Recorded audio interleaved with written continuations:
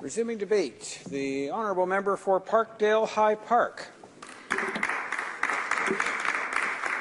Thank you, Mr. Speaker. As the member for Parkdale-High Park, I'm very lucky and privileged to represent a community where many members of the Ukrainian diaspora reside.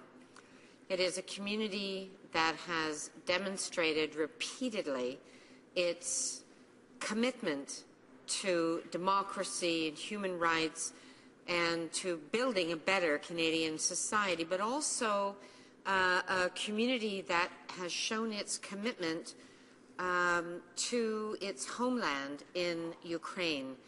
It is a community that never forgot its roots, and we're so proud to have seen so many young people who, even though born here in Canada, have learned the Ukrainian language, Ukrainian culture, Ukrainian customs, who are very active in the community. And I saw most poignantly during the Orange Revolution, so-called, a decade ago, when a record number of members from this diaspora returned back to Ukraine. Members of the Ukrainian-Canadian diaspora from across the country returned back to Ukraine to ensure fair and free elections during that time. And it resulted in actually a change in outcome in the election in 2004, so that fraudulent elections were overturned and a more genuine result was the outcome. And I was inspired at that time to work with so many members of the diaspora and to learn about their commitment to democracy, human rights, and the rule of law here and in Ukraine. And I should have started off, Mr. Speaker, by saying I'm splitting my time with the member for Abitibi Bay, James Nunavut AU. So he'll be speaking after me. And this commitment to democracy, Mr. Speaker, was demonstrated, in fact, just today when a member of our community, a young man who is studying here at Carleton University, Ole Reeve, came onto Parliament Hill, and he felt so passionately about what was happening in Ukraine. He came onto Parliament Hill. He had a Ukrainian flag, the yellow and blue, and the Canadian flag, and he was standing there in the bitter, freezing cold, waving this flag, calling for the Parliament of Canada to recognize sanctions against those who would submit to tyranny, those who would, in fact, try to impose tyranny on the people of Ukraine. And it was very moving to see this young man out there in the bitter cold who felt so passionately about this cause. And I have to say, yesterday, Mr. Speaker, I was at City Hall in Toronto, and we were joined by many members of the community, hundreds and hundreds of members of the Ukrainian-Canadian diaspora, who were demonstrating, again, in very bitter, cold conditions. It was snowing, it was very blustery, but they were there, they were determined to express their view that Canada has to take action. At the time for words, the time for just expressing outrage and our sentiment that something has to change, this time is over. That Canada has to act. Canada has to be a leader, and that we have to actually take action.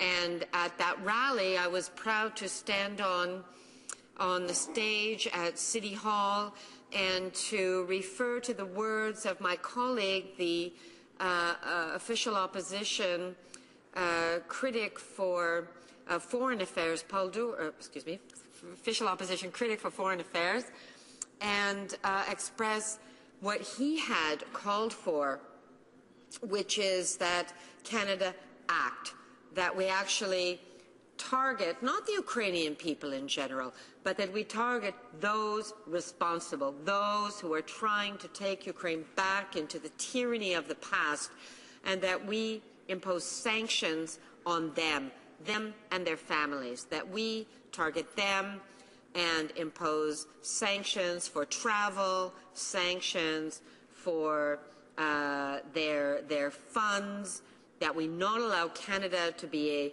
a travel or a tax haven, a money laundering haven for that community, that those responsible should be held to account. And this is something that met with incredible popular support amongst those who were gathered. People don't want to slip back to the past.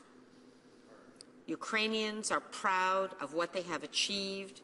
They want to move forward to a democracy, what they would call, I think, a normal democracy where there is respect for the rule of law, respect for human rights, where opposition leaders are not thrown in jail, where protesters are not shot or imprisoned. A future where Ukrainians can live a normal life.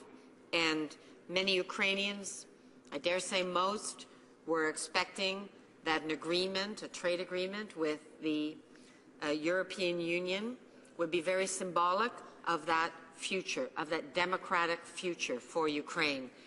And those hopes were dashed, which sparked the Maidan protests that we're seeing today. And I want to salute those heroes of the Maidan, those who have been out there day after day after day in the bitter cold, those who have lost their freedom, who have disappeared, who are in jail, those who have been injured, and those who have been killed throughout this situation.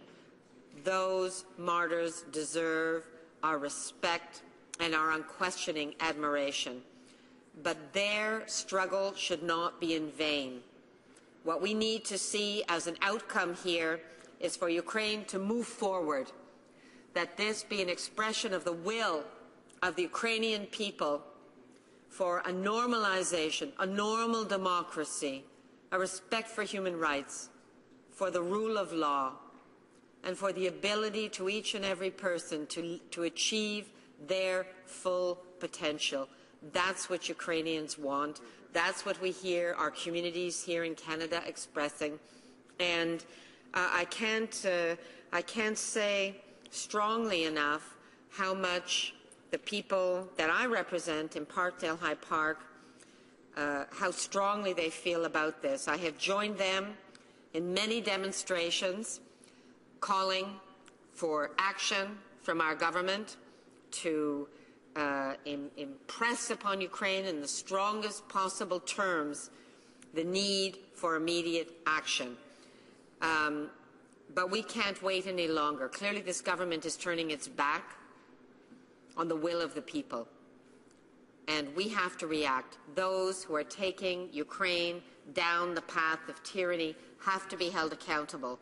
Their family members who suddenly overnight have become billionaires. How does that happen?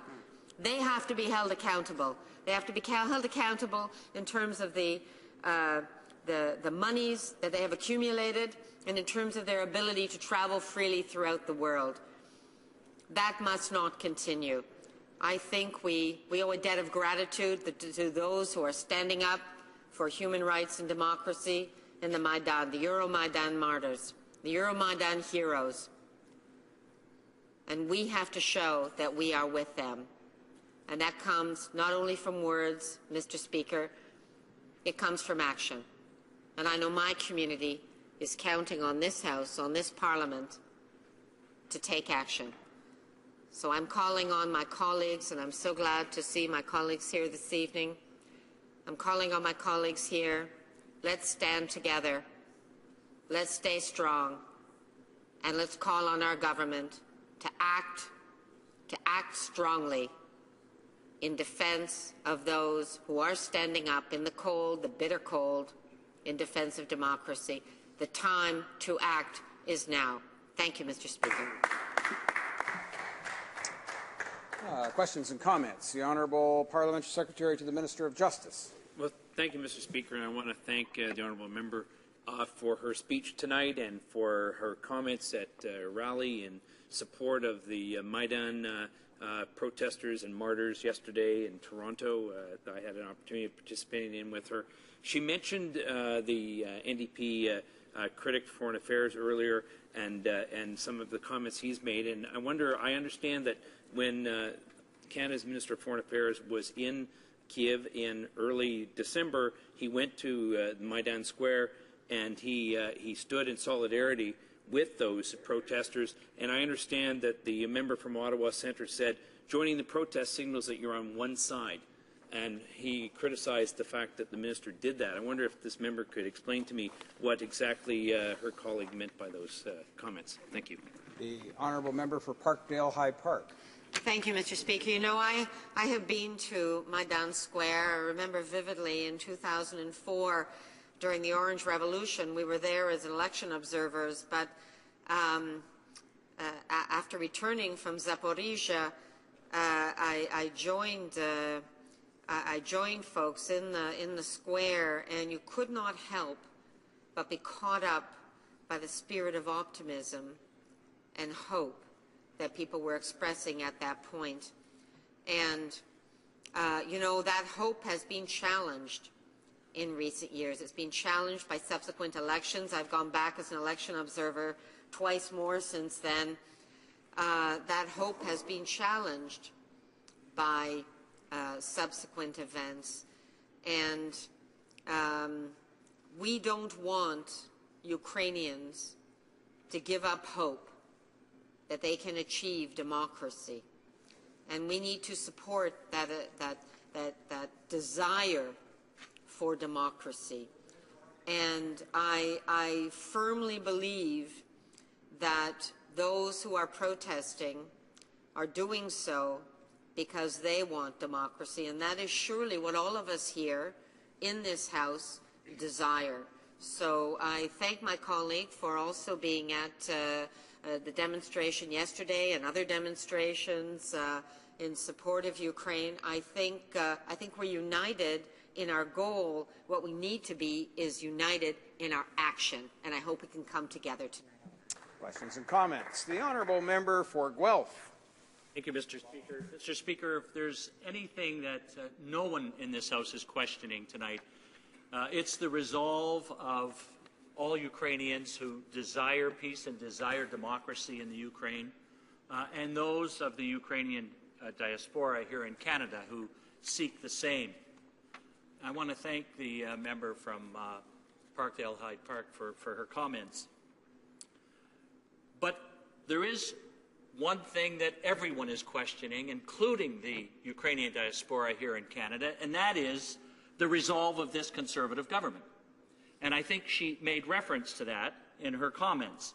Now today, and actually since last December, the member from Wascana has been calling for unilateral action to send official observers to scrutinize what's going on, to provide expedited visas to victims who need to leave that country for their safety, and target Yanukovych and his crowd with personal sanction, asset freezes, and travel bans, for example, to push them to stop their anti-democratic behavior.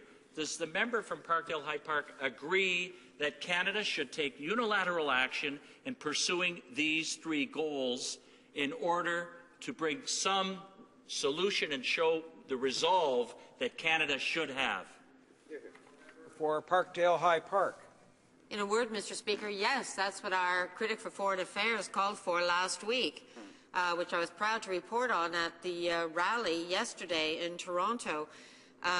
Yes, we believe that Canada has a special role to play because of our unique relationship with Ukraine. The number of Ukrainian Canadians is quite large. We've played a special role in terms of being the first country to recognize Ukraine as an independent country. The number of election observers, including some of us in this chamber who have helped to preserve democracy in Ukraine. I believe Canada has a special role. And yes, we have called for Yanukovych and his family to be held to account with targeted sanctions, and that we assist those who are being persecuted and may need special assistance to be able to leave that country and come to Canada. The New Democratic Party has already called for this. Our Foreign Affairs Critic has been out in front of other parties in calling for this, and I'm hoping tonight with this debate that we can all come together and say, you know what, this makes sense. Canada does have a special role to play. Let's work together. Let's get past just calling for it. Let's make it happen.